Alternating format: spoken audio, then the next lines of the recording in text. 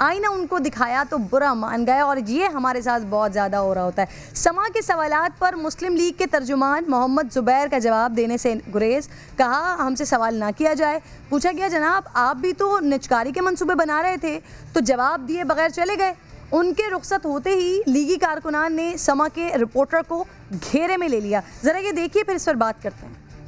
हमारे से आप सवाल पूछते थे, उस वक्त भी हमारे से ही पूछते थे और आज भी आप हमारे से ही पूछ रहे हैं। सारे गोला बारूद जो है ना, सारे गोला बारूद उन्हीं पर रखे। हालत देखें, डिनर याद है नवाज शरीफ के साथ थे आप बैंकॉक के डिनर में, क्या कहा था?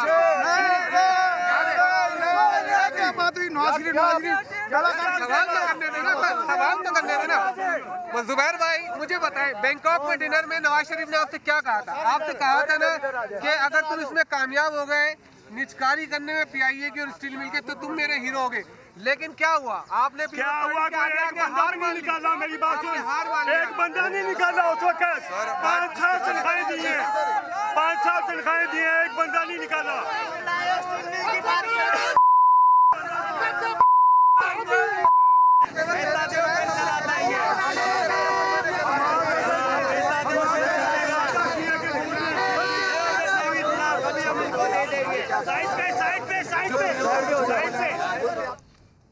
तो मसला यही है कि नापसंदीदा सवाल जब किया जाए, जब सही सवाल किया जाए तो फिर वो बाइस्टस लगती है, फिर ऐसा लगता है कि शायद बाइस्ड हो रहे हैं। लेकिन हम तो वही सवाल करते हैं जो जिसमें असल हकीकत होती है कि जो पहले आप किया करते थे आज उसी के खिलाफ आप एहतजाज कर रहे हैं, तो फिर आप पहले गलत काम किया करते थे कि अब आप गलत काम कर रहे हैं। बहरहाल नुमाइंदा भी मेरे साथ मौजूद हैं, ज़रा इनसे ही बात कर लेती हूँ। ये जो कुछ आपने सवाल किया नापसंदीदा, ऑब्वियसली जब आप सवाल करेंगे तो फिर इसी तरह का आपको बिहेवियर बर्दाश्त करना पड़ेगा।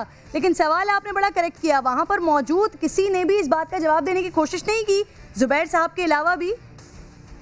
जी देखें, वो वाली बात है कि मीठा मीठा हाफ हाफ कड़वा कड़वा थू थू। एक तो ये कि बात नहीं करना चाह रहे थे मीडिया से, बड़ी मुश्किल से रोका उनको, और फिर सेनेटर निहाल हाशमी भी उनके साथ खड़े थे। जब मैं एक सवाल किया, अभी मैं दूसरा ही सवाल कर रहा हूँ, कि तो मैंने फौरन ही निहाल हाशमी साहब जो है वो सामने आके खड़े हो गए और उन्होंने जो है वो नारे लगवाने शुरू कर दिए पीछे से अपने, क्या कहते हैं, कारकुनों से और लोगों से, मजदूरों से। इतनी मतलब ऐसी सिचुएशन थी कि कान पड़ी आवाज सुनाई नहीं दे रही थी।